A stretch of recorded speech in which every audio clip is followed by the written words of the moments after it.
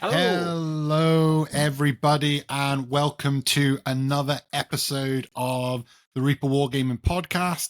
We are a club based up in Scotland, in Glasgow, and we are just here today to talk about what is going on in the wider Warhammer world. We're going to speak a little bit about the meta right now, what it looks like after that data slate drop a couple of weeks ago, what's changed, who are the winners, who are the losers, according to some of the competition stuff. We're going to talk a little bit about the Pyra Cup, which is a really interesting comp over in Poland as well. And we've also got just our news updates, updating you a bit on the big grand tournament happening up in Scotland as well soon, and when those tickets are going to be released. 100-person tournament is very exciting, but we'll tell you a little bit more about that once we have updated you about what is happening at the club right now. So I'm here with Fulvio. Fulvio is one of the Primarchs on our committee. He is in charge of all the money, which is an extreme stress for him when you have a committee of people that are like, can we just buy everything all of the time? No, exactly. No, I just say no. Just like no. Default no. So, what's been happening at the club? In the club, we had an awesome couple of weeks recently. We had kill teams. We had a kill teams day, essentially, which we're going to repeat because I think for the smaller games, it's good to have a day that people know that they're going to come in and play kill teams. Or Blood Bowl was the same for a while as well. But just people knowing, okay, today's kill team day. We're going to bring our kill teams in. We've got about 10 odd players now playing kill teams. So if you're interested in coming along, please come and say hello. If you're like, but I don't know how to play kill teams, I have never done it before, don't worry at all. Just come down and come and say hello, and we'll teach you. There's definitely, I was running and learn to play, but there were people there that were 100% way more knowledgeable about the game than I was. So essentially I was facilitating a learn to play and other people were running a learn to play. But that's what's so great about our community. Everyone is there helping each other out. No one's ever going to say no to someone. No one's ever going to say, nah, I can't help you, I've not got time. Everyone makes time for everyone, which is just amazing. We had Magic the Gathering happening. Our Magic community starting to grow. It's got a smaller growth because essentially we started as a Warhammer club, really. So other games are slowly starting to make their way in. And like we say every single time, if you want to play any game in our club, you are just hiring a space to come and play board games, card games, any kind of games with just people, like-minded people in a space that is really inviting, really inclusive, and it's just a really nice atmosphere. So please, any games, just join our Discord, come in. We have loads of channels for every single thing. And we have on the 8th of March as well happening, we've got our first Magic the Gathering draft happening.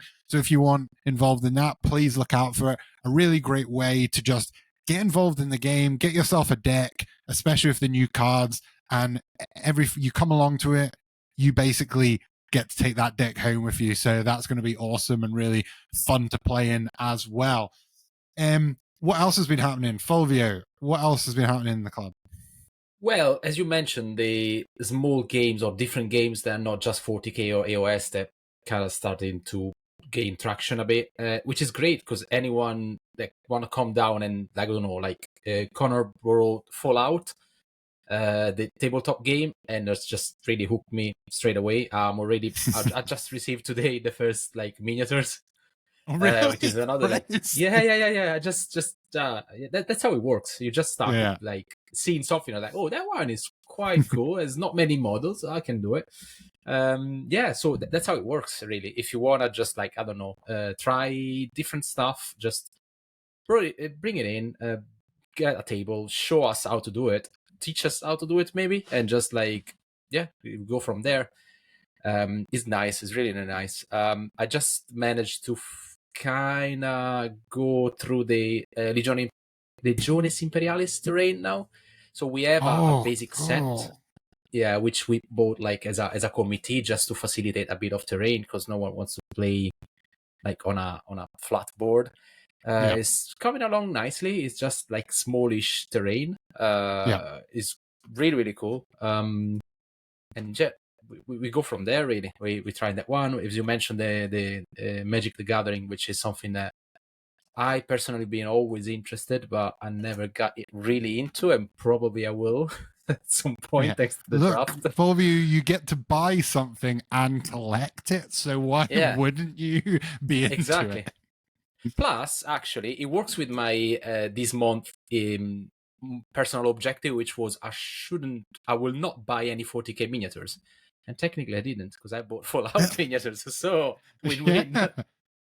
Well, but yeah, that's awesome. And having new games in the club is always so welcome. It just diversifies what's there. It makes other people think, oh, that looks pretty cool. I wonder what that's about. We also have Age of Sigmar being played a lot, Heresy as well. We have spoiler alert, hopefully a Heresy campaign going to start in the club as well, which is going to be awesome, especially coming from someone who is reading all the Heresy books right now. I'm on number 33, and yeah, they're awesome books. If you're not reading them already, highly recommend them, and I highly recommend just reading them in book order. There are so many complicated timeline diagram.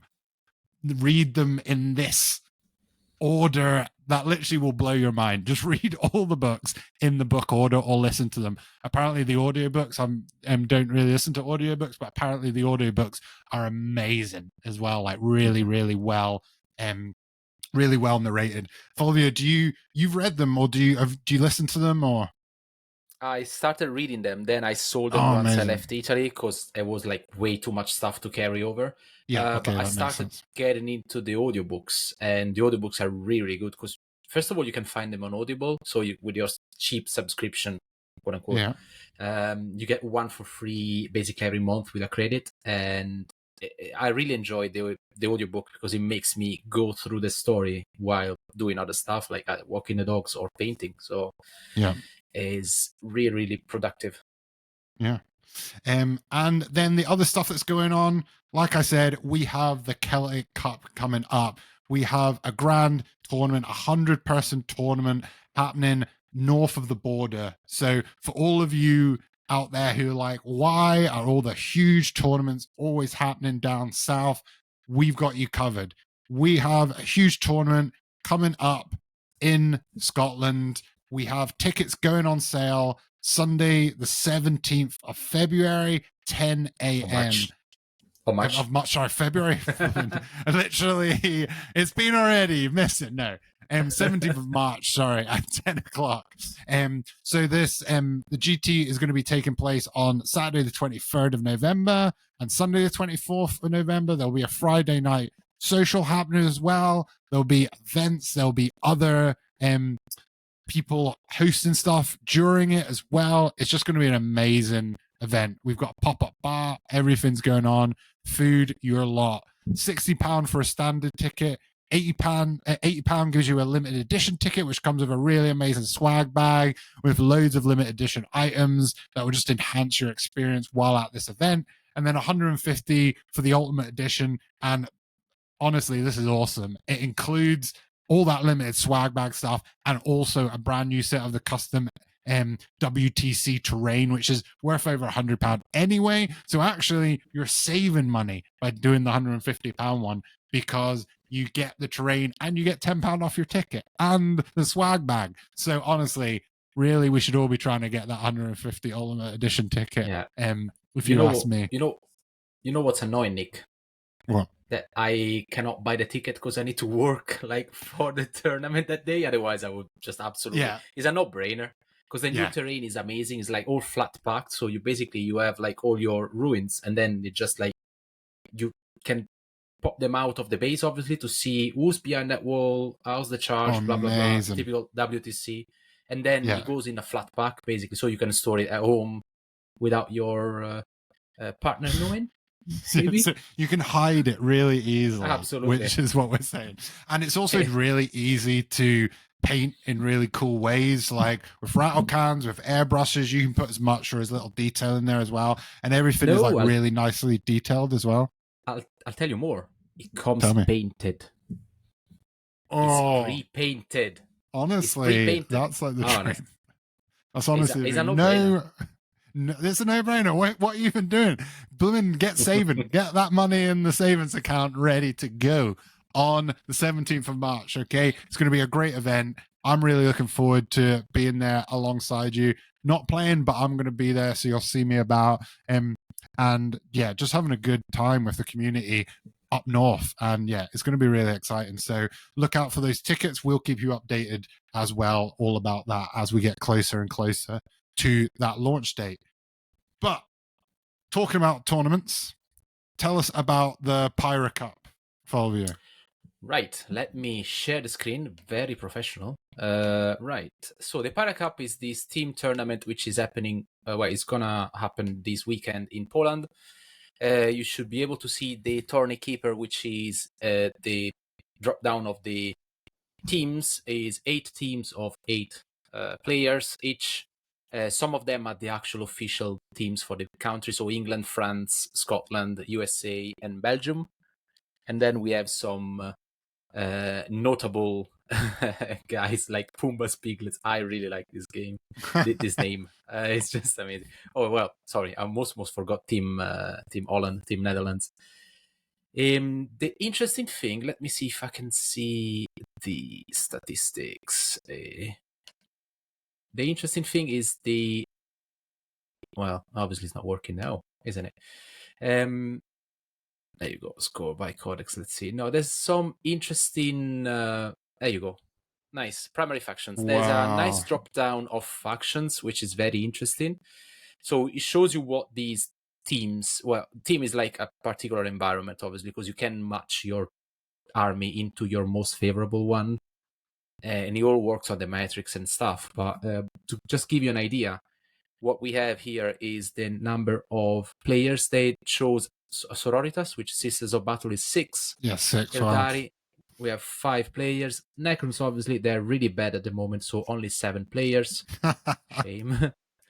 Death Guards for 5, and then Custodes with 7. 7. And Adeptus Astartes with 6. The rest is like small numbers, as you can see. I'll just keep going down.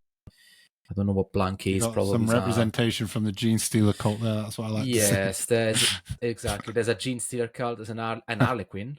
An Harlequin. Yeah. Okay. Yeah. An Harlequin. Thousand Sons, Astra Militarum, Knights, Chaos Knights, Ward Eaters. There's a bit of everything, but this kind of gives you an idea of where the meta is going.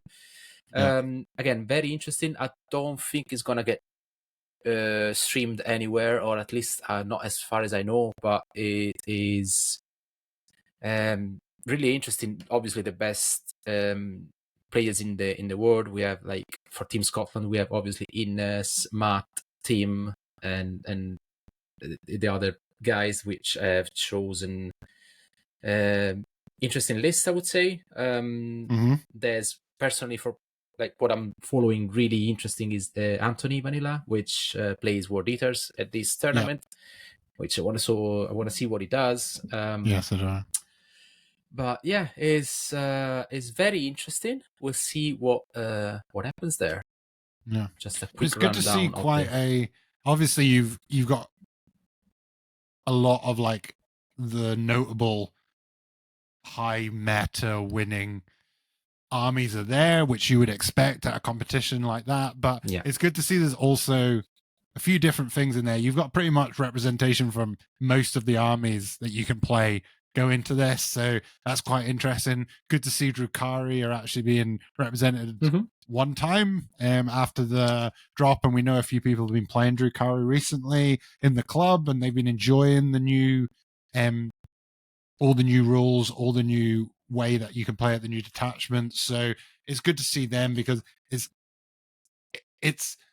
not nice when your team is low in the meta. Say you're like Grey Knights, but it's even worse when your team is so bad in the meta that no one, like, they just stop being played, because it's like you will never win, or it's going to be an uphill struggle, or whatever that's going to look like.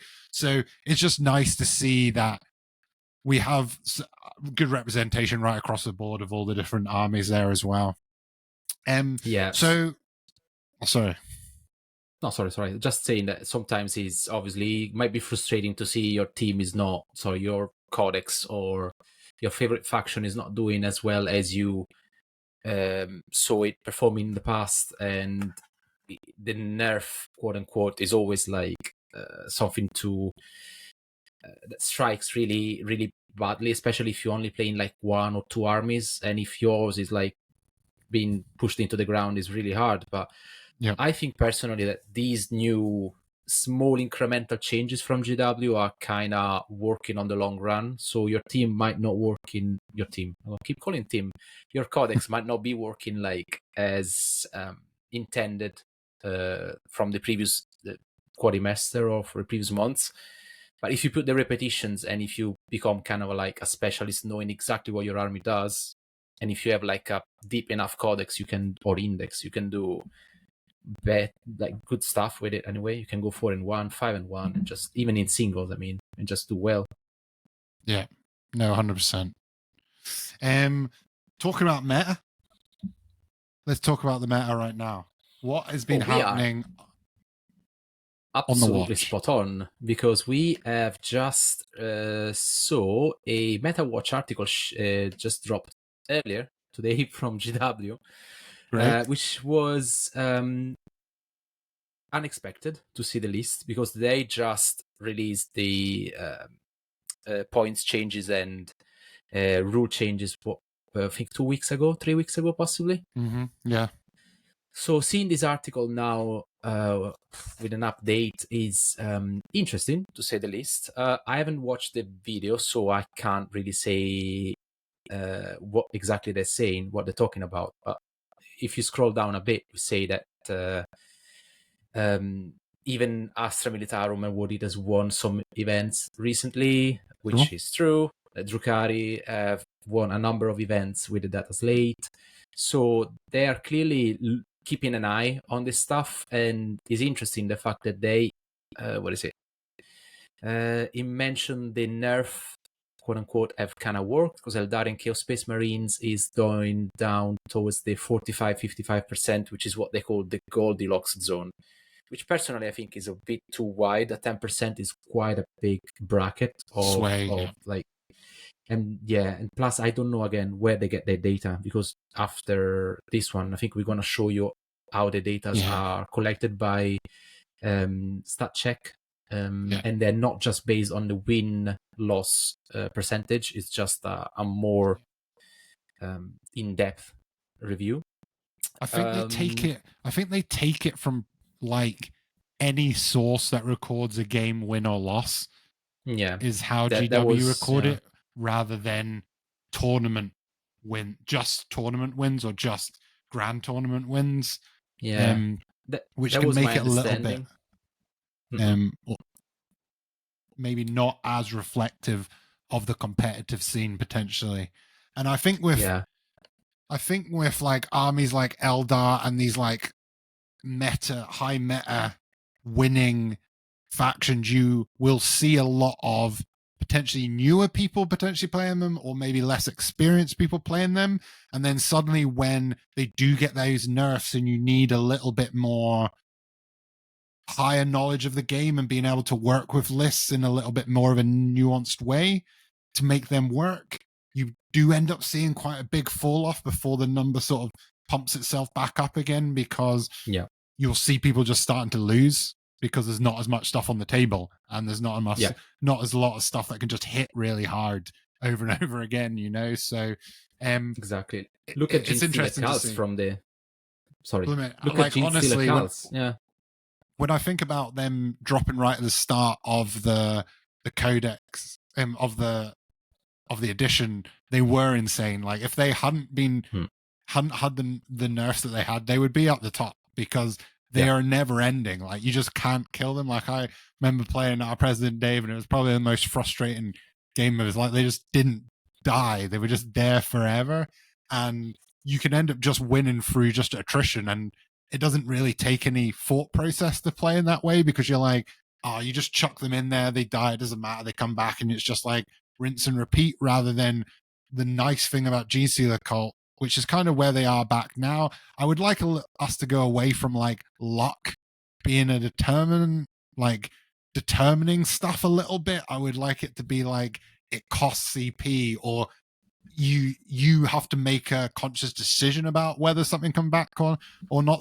There's maybe a bit too much luck in the Gene Stealer cult rolling right now, but what I will say is it's much better, because Gene Stealer cult is meant to be about thinking about what you're doing, about being clever, about having to make decisions because you're so weak and you're so glass cannon. And so that's nice to see, and we're maybe just seeing Eldar coming back down to kind of where they were around the end of ninth, where it was like glass cannon, but clever plays make them work really well.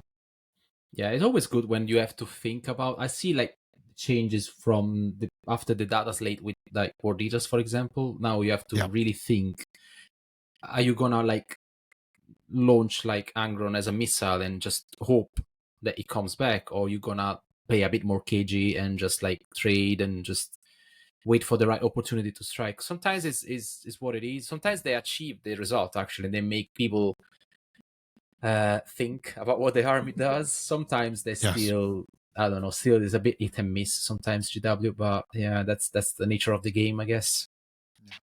And with so many units, so many models, so many armies to balance against each other, it isn't like kill teams, which is like quite relatively easy to balance because you only got 10 models in a team generally, and there's not a lot of variation that you play really. So that's quite easy to balance, as opposed to like you look at the Space Marines, like, and the amount of models to balance, that's like insane. And there's just new models and more new models all the time, because obviously they need people buying models, so they need to just keep making them. So yeah, it's quite interesting. And yeah, did you say you have the stats from the other win rates as well? You can bring those up. I do, because this time GW didn't put any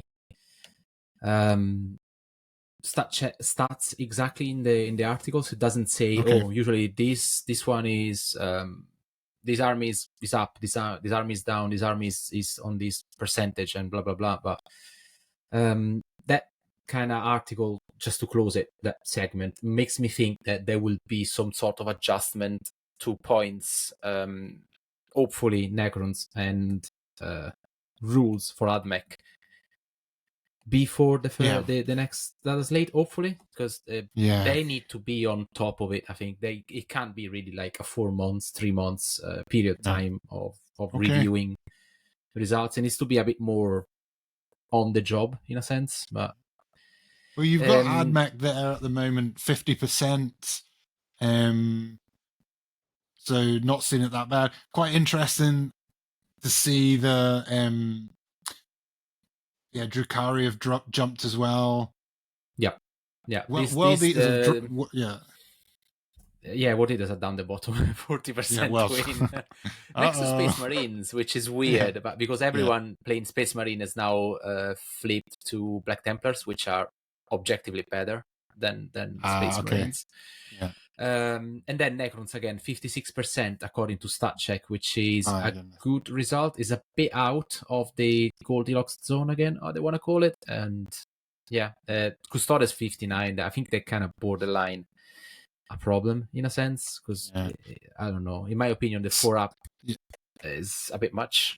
Yeah, and sometimes that's a bit of a problem. Like, that's when sometimes, some armies are too strong for points changes. Like, they can only really be adjusted by some rules changes here and there. Like, just add in 1 or 2 more models onto the table for Custodes can completely change the game, because they're so strong and they are so difficult to kill.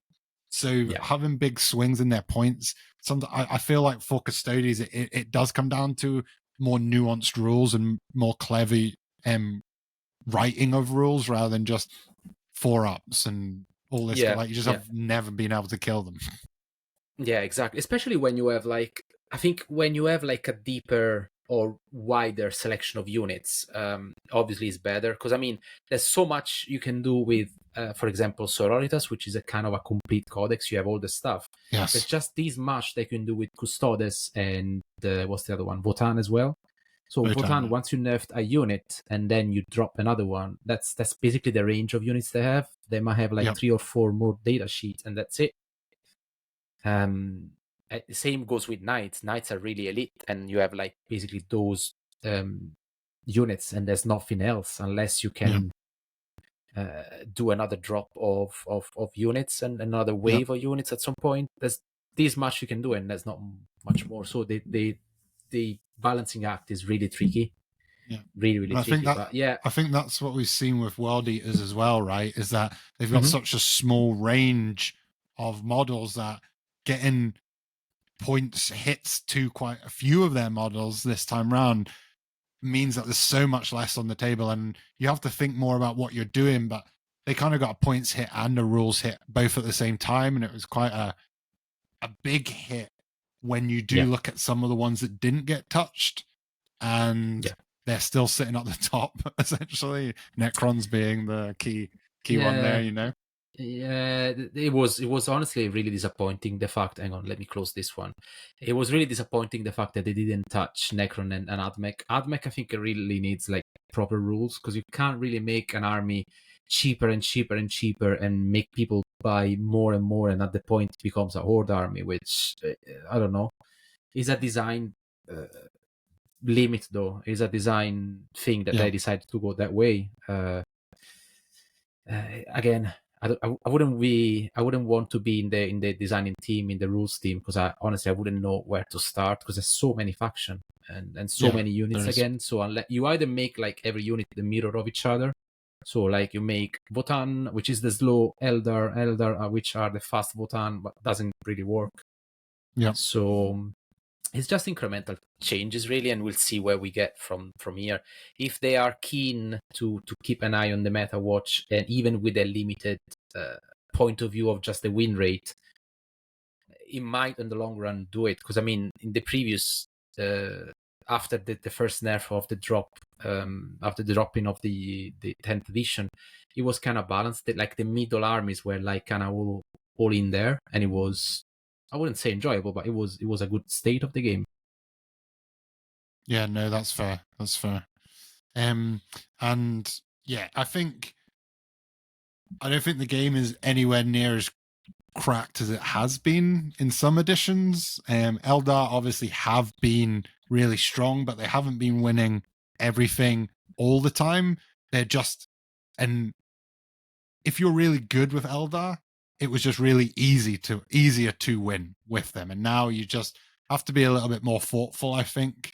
But they weren't ever like cracked to the point where, apart from right at the beginning, but there was a few armies like that they dealt with really quickly.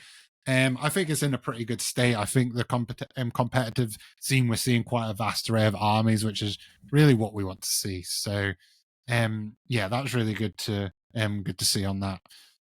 Okay, so we are going to go into some questions that we have from our members. So if you're wanting to ask questions on the podcast, please just go into our Discord, join, ask us questions. We are always excited to answer all your questions, and it just gives us content, stuff to actually discuss and chat through as well.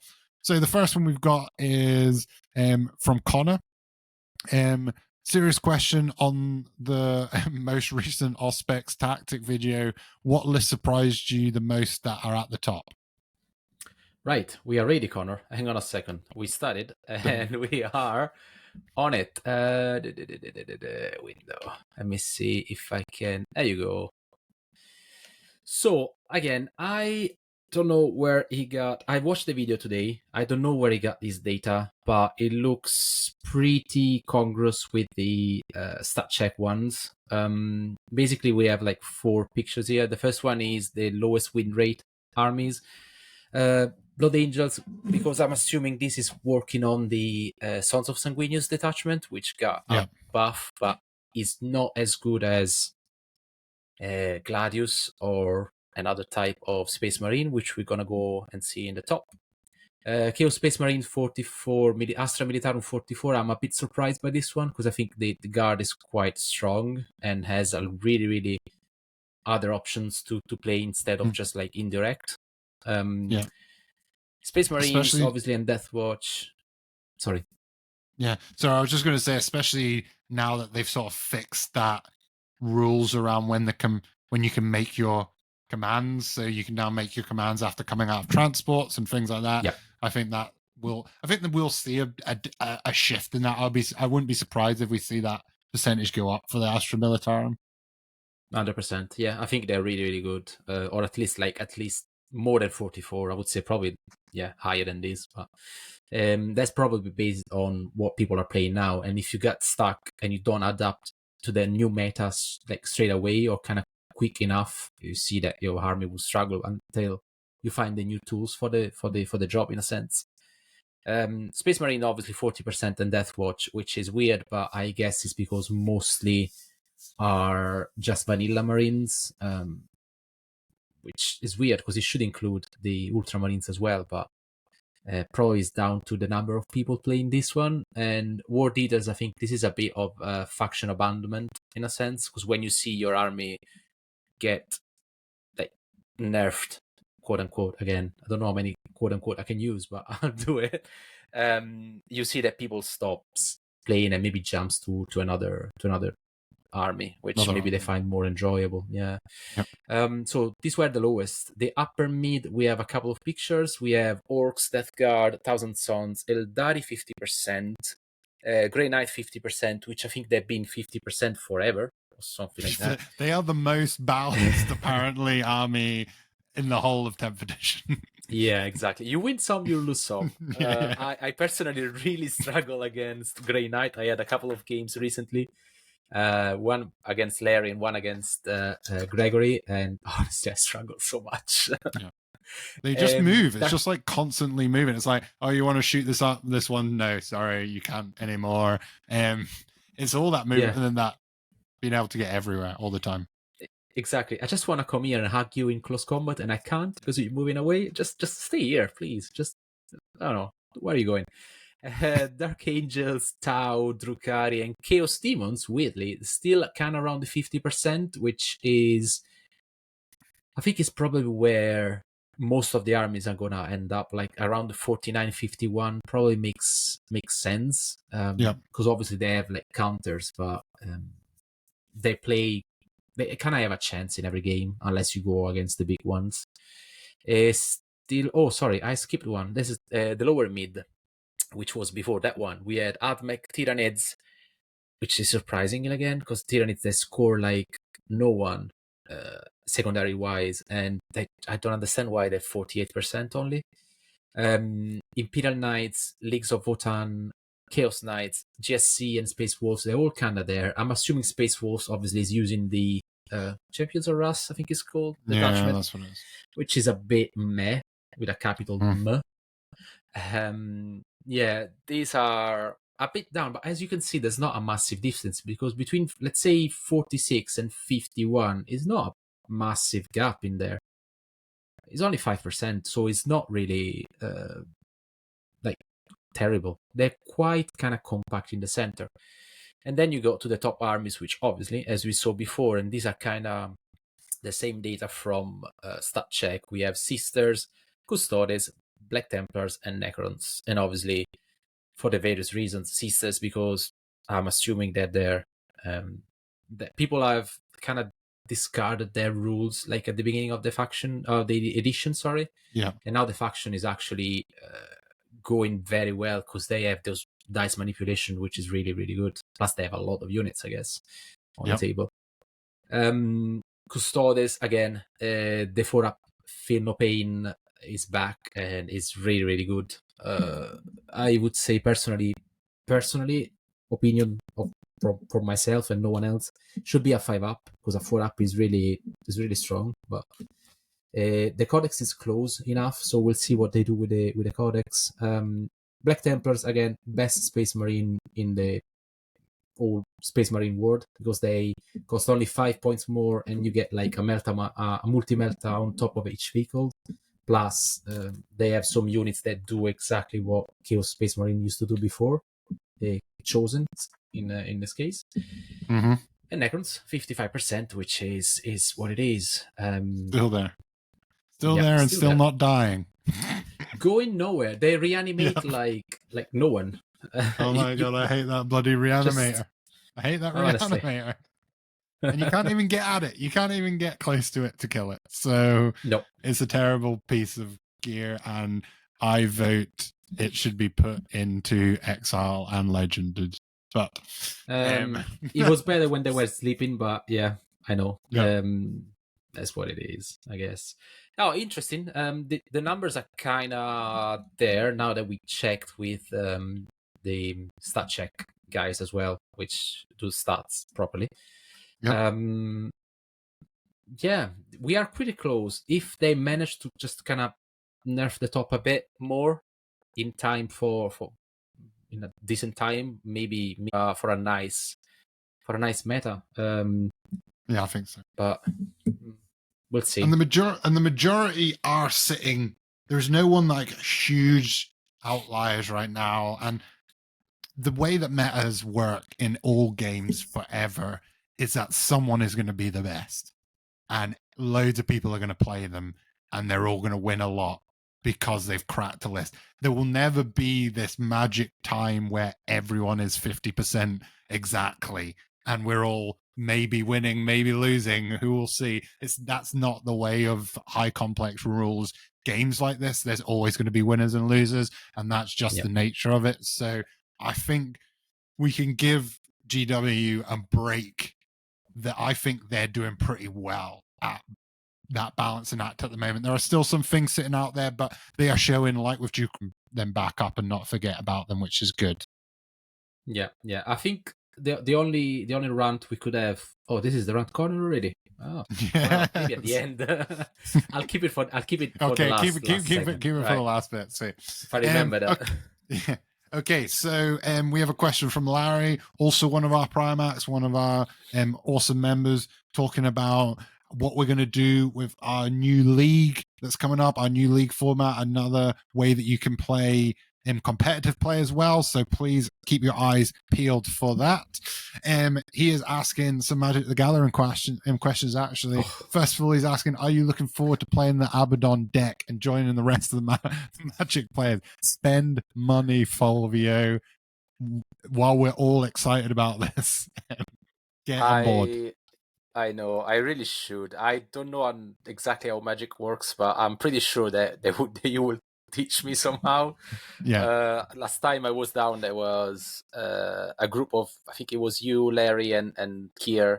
And Kier started explaining me his starting. I was like, like the monk I'm not listening. The Simpson, the brain, like Homer, same stuff. Like I don't understand anything. Yeah, I don't know. I don't have space to learn the new stuff. But you're like, I've just been playing Warhammer. There's no more rules can be in this brain right now. Exactly. No, but it looks interesting. Yeah. And he's also asking, what is your latest plan to stop Kier's zombie horde? And my current plan is to only play on Wednesdays because I know that Kier plays D&D and won't actually be able to play. That's my that's my current plan. No, I think Kier's zombie deck is an awesome deck. And it relies a lot around interactions with the graveyard and with tokens, zombies. So that's how we can manipulate that, stop the manipulation of the graveyard, stop the maybe creation of tokens. But that's the exciting thing about Commander. Say I create my deck all just to stop one deck, then all the others, everyone else just beats me because I've literally tailored my deck to only beat one when you play in a 4 when you're playing Commander usually. So I don't want to lean too much into stopping one whole army and lean all into that, but it's good to have tricks within your deck that's going to be able to do a lot of different things and be able to just give you the best chance on a all-rounded game. And the same thing can be said with for Warhammer, like if you tailor your army all the time to just the person you're playing, or when you get to competition, you can't do that. And you will quickly find that, it might have worked against, say, a Necron army, or might have worked against a Space Marine army, but everyone else, it definitely doesn't work around. So you need to rely a lot more on your knowledge of the game, your ability to play your army and play your own army rules in a really clever way, understanding what their rules are as well, of course, but to just tailor it to be like, okay, how can I beat this army is never going to work out. So, yeah, I think this applies for, this is a good point, really, actually. It applies for every game. So, yeah, especially in 40k, if we are like mainly focused about 40k, just list tailoring is really bad from a sportsmanship point of view, and no one should do it. And also having an all-comers list or something that has kind of all the tools for the job.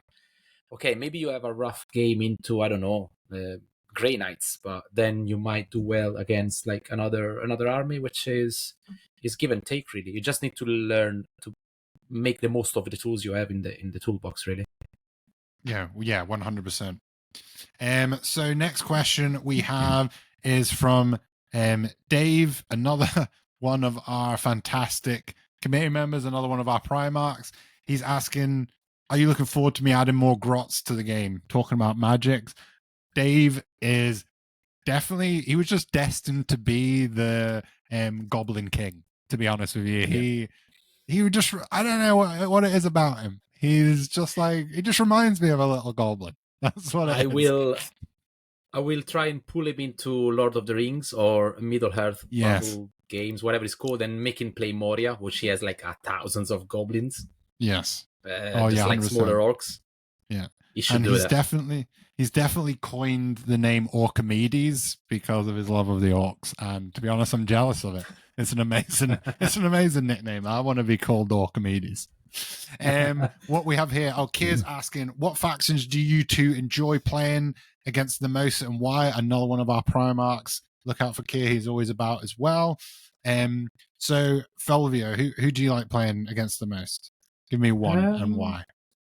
Against I think he's always, I don't know, I don't have a faction I like to play against and a faction I dislike. There are some mechanics that are a bit weird for me, but I guess play against. I don't know. I think it's more for me dependent from the player. If you get a good game, like a good like banter and a good like honest game with your opponent without gotchas and stuff, those are all good games. Really, I don't honestly care about the army. No, yeah, I'm very similar with that as well. I think the person you're playing is really important, like, and you being a person that is fun to play with as well, or at least on the sort of the same level of what you're both expecting from the game. That's why communication is really, really important. So if someone is wanting to come along and do a really sweaty competitive game, but you know that, and you're coming and you're saying, yeah, I want one as well, then you're both going to get what you were looking for out of the game and both have a good time.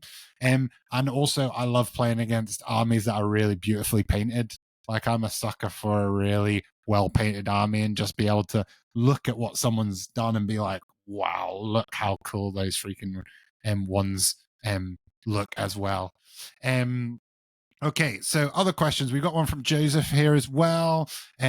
I'd be interested in your predictions for the tournament at the end of the month. Which armies do you think will do well? Also curious if our local meta is different than the global meta. That is quite interesting.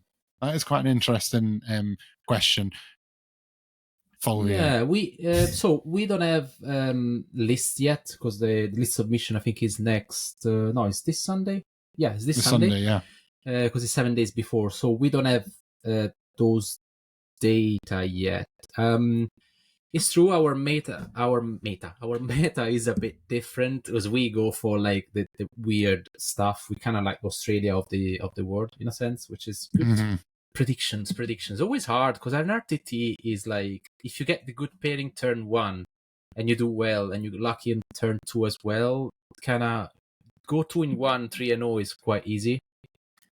I mean, for someone, not for me, but yeah, usually it's easy. Who are those people? It's not on this call. Not me. But yeah, I would say if I have to give like a couple of armies, I would say Necrons are really in a good spot, obviously for all the reasons, and sisters. Good players, sisters, good players with orcs as well can do well. Good players with Space Marines or Black Templars, because we saw the data and actually they're really good. I don't know if there's anyone. I think Chris Chung is in with his Ultramarines. He can definitely do well because the army still definitely works. But yeah, I want to see how my prodigal son goes. Gordon, you can do it. Come on. Yeah. Chaos Space Marine. Let's do it. And then just the other part of that question, is the local meta different from the global meta? I would probably say yes, because it's all dependent on kind of who your most experienced and kind of best at competitive play players are. You can definitely, like, there are just people that are in this club that are amazing at the Tyranids. There's people that are amazing with the T-Suns, with the Chaos Space Marines as well, which, even though they may be lower down in the meta, just the nature of how good a player they are in that sort of smaller pool of people can end up shifting the meta around a bit.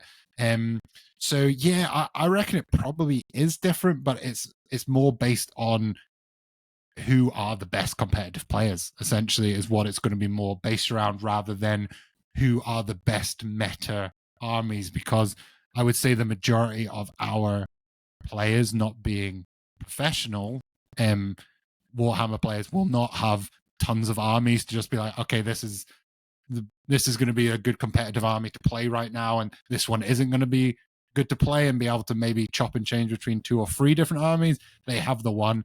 But also, to be honest with you, the best players in the world, they don't change their armies that much. They play the same army kind of no matter where the meta is, but you see them still kind of winning because tactically they're just so sound. They don't miss tricks. They know their placement. They know the movement. So honestly, percentages and stuff can be a bit deceiving. It's more about your own knowledge of the game, learning it, being good at placement and movement. That's what's going to win you these games, not necessarily chasing what's the highest percentage team right now, unless of course it's Gene Stealer Cult at the beginning of 10th, which was a crazy army. But that there will be anomalies like that, but generally I would say it's about the quality of your knowledge of the game. Yeah, 100%. So on you go. Great. So next one we have from PJ, just asking advice for people who are not enjoying their play style of their army right now. And he went into a bit more detail after some people from the community just asked him a bit more about it. And he's just saying just about the Necrons, said he's only played 6 games with Awakened, the kind of the Courts, and the Hypercrypt, and would be fun, but I have Lynchguard and lots of warriors and feel unengaged to stand on the circles with big tanky mobs and heal while other opponents shoot at you. There's probably other stuff I could get to make the list fun, but I don't really want to spend more money. It's a very expensive hobby. Completely understand, PJ. Fulvio, what are your sort of thoughts?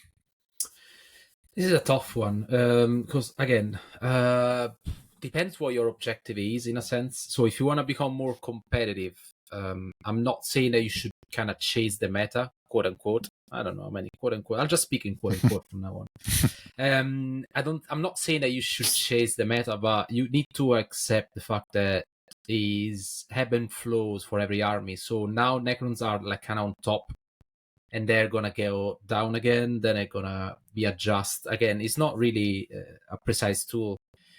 What I would say is, from what I see here, 6 games might not be enough. Because my personal advice is get 10 games with the same list, with the same army, and then once you got all the ins and outs of how the army works, especially in that context or in that list, from then you can maybe start thinking of put some changes. Maybe this unit doesn't work the way it's intended to.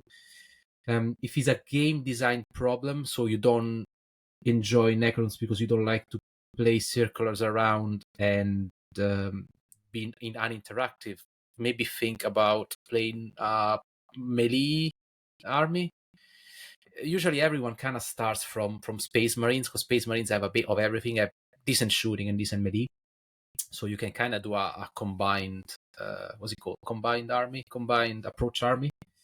That could be an option. But yeah, I totally understand that you don't want to spend more money, especially because, again, it's very expensive and stuff changes so quickly. So if you buy like 3 Catan now, hopefully in 2 months, maybe less, you're gonna be able to play only one.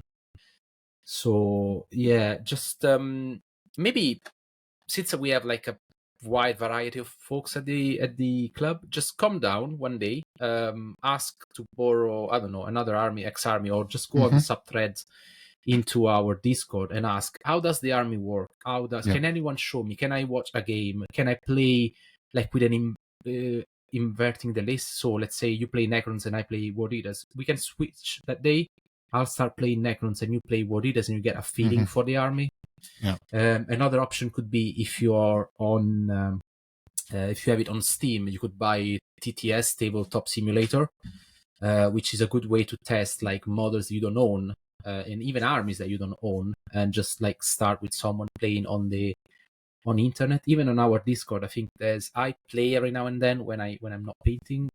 Larry, I know, he's big on TTS, so he can definitely give you some tips. But yeah, it's an expensive hobby, so you either go into one army, just like convinced of the army because you like it. But if you don't like it, I would say my closing thinking is like don't play, because you need to enjoy the army first, and then you can think about competitiveness. Yeah, no, definitely. And I think about like, what are when I'm thinking about the armies that I play and why I play them, I think about what is the style of gaming that I like. So I always think about, how do I play other games? Like, I like tricks, and I like weird stuff that happens, and I like being able to sort of do little things that are like kind of got you but kind of aren't. They just sort of happen, and it's kind of a bit weird. So that's what led me to GC the Cult. And then the other thing I like is, I like being a tank, being out there in front and just bring it to people. That's kind of what has attracted me to the World Eaters. But to be honest, by the time I finish painting the World Eaters, like, it's going to be like 11th or 12th edition or something, to be honest, at the speed that I'm painting these. But what I would say is, you don't need to tie yourself to an army, PJ, either. Like, you honestly, if you're not enjoying an army, you can sell them. The resellability of armies, especially the popular armies, is huge. They go for pretty close to kind of what you bought them for. You'll only lose maybe about 10, 15, maybe 20% of what you got them for. So being able to sell and then rebuy isn't too difficult. And to be honest with you, if you've made them and you've painted them, a lot of people just do not like building and painting. They just want armies, and they just want models, or they need models for competitions or tournaments. So they just want them built and painted and ready to go. So don't feel you're stuck to it. But yeah, I would say, talk to people, ask them about army styles, and then think about how you like to play and the kind of ways you like rules to interact with each other as well. Awesome. Yeah. So other questions we've got. Oh, sorry. Just the last tidbit of information. We are working as a committee to try, when it launches, because it hasn't launched yet, I don't know why, the Combat Patrol series from Hachette. We were planning the budget in a way that if we can, we should be able to get those combat. Again, it's not guaranteed yet, and I'll say that as a treasurer. Be very careful with the money.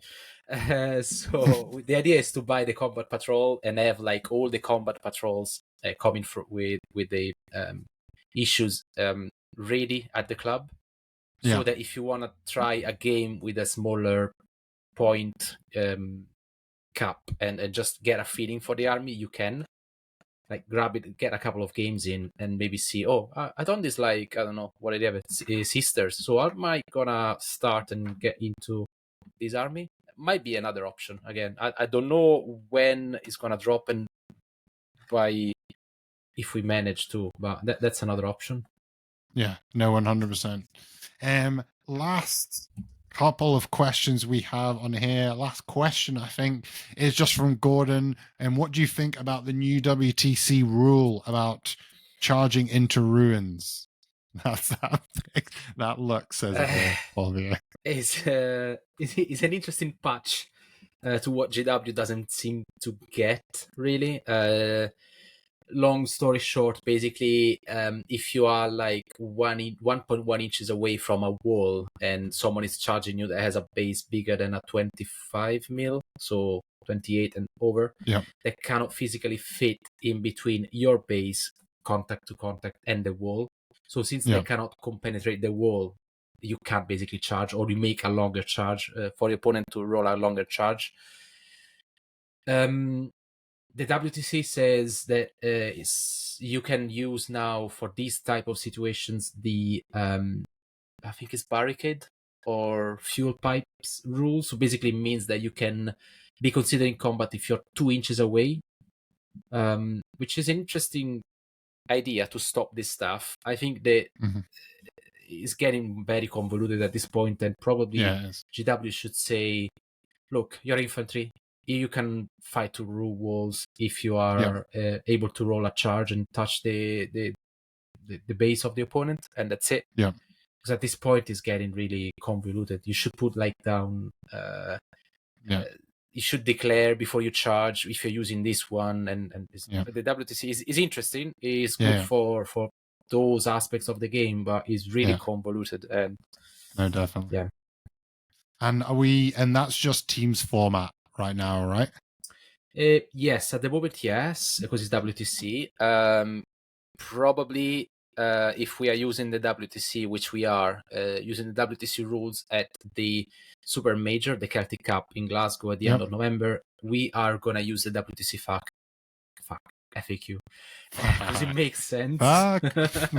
Fuck, indeed. Because it makes sense. It makes it much more easier. The FAQs are way more 100% better than the GW one. So and to be honest, like, you can already charge for a freaking wall, so it doesn't matter if you're a smaller infantry person or a bigger infantry person. Like, sometimes we try and make rules too complicated, and actually we can just strip them back to be a lot more simpler, and it just makes the game easier to get our heads around, instead of having arguments at tables about whether something's 1 inch and 0.1 away or whatever it looks like. So amazing. Last but not least, rant. Fulvio, what is it? Can you remember your rant? No, but I might you can have any together very quickly. No, it's the fact that, I don't know, sometimes GW is weird. Well, sometimes, most of the time is weird, because it looks like sometimes the solution for them is just to make stuff very, very cheap and make an army like a horde, and that's it. Like, look at what happened with the Death Guard before, and now what is happening with Photon, exactly. What is happening now with AdMech as well. It's fair enough. They need to sell the models, so the more they sell, the better. But it's really, really annoying, and there's no. It's annoying. It's really ending up against an army that has like way too many models, and you can never buy them because they're so expensive, and their website is always unavailable, and they still having issues with the distribution, etc. It's like, come on, they're really pushing people into 3D print, I think. Yeah, they are pushing people, and to be honest with you, like, it's lazy. It's a bit of laziness, It's lazy. Just points changes do need to happen every now and again just to balance some stuff out, but rules changes make the biggest impact a lot of the time, and like, it's not seeing when rules are are not working, but still not just saying, look, we tried it definitely didn't work, we're gonna have to start again and just make something that does work. They're not doing that, and I think that's just a little bit of laziness, and maybe just a bit of they don't want to admit after codexes and things like that they have really got it wrong, and they need to rethink this. they're getting better somehow in some aspects of the, like, see at the Drukhari they got a completely new detachment, which is really good and changed the way people enjoy the game. So it's very hit and miss, because I mean, see what happened to Dark Angels now. They just basically they lost lots of the rules, but then you see what happened with Space Wolves with the Wolfen. They improved them a bit, so their army is still, the detachment rule is still a bit meh. Yeah. But they're willing to go back and do small adjustments. I wish they could like do, I don't know, maybe points every 2 months and adjustments every month in a sense. But then it becomes really, really tricky to follow the changes and stuff. Imagine if you have to start now. You'd be all over. Yeah, there should be free rules in my opinion, and you get the free rules and you get the highlights on what changed. And if you just created a subscription model for your app, that meant that everyone just got all the rules, but everyone played subscription forever. Hey GW, like, hit me up. I'll hit me up. Use my idea, because you can make the codexes just flavor text, because you see how fast the Black Library stuff sells out. If you bring out flavor text for what that army is doing in the world during 10th edition, people are gonna buy it and it's gonna still sell out. What people want now is they want an app for competitive play, like you made, which was an amazing app, but now no one uses it because it's behind paywalls, which means you have to buy a whole codex to get there, whereas you could just have a subscription model. But I also started ranting there a little bit, but that's just my rant as well, and it's kind of joint. It's contagious. Let's rant together, guys. But yes, thank you very much, everyone. Thank you for listening. Thank you for everyone that's on Twitch right now, chatting away, talking. We love that. We're watching it. We love seeing all of that stuff. Thank you for all the questions. And yeah, please join us again a couple of weeks' time. And also for our members, quick plug, look out for our news our news blast going to come out as well. So that's another thing. Join us, become a member, join the Discord, be part of the community. It's a great community, and I know I might be biased, but hey, I see what's happening and I still want to be around it all the time. All right. So thank you very much, and we will see you all again very, very soon for more GW news, more Meta Watch, more club news, more stuff about super majors, just literally about everything. We just talk about anything we want now. So thank you very much, everybody. Thank you. Bye.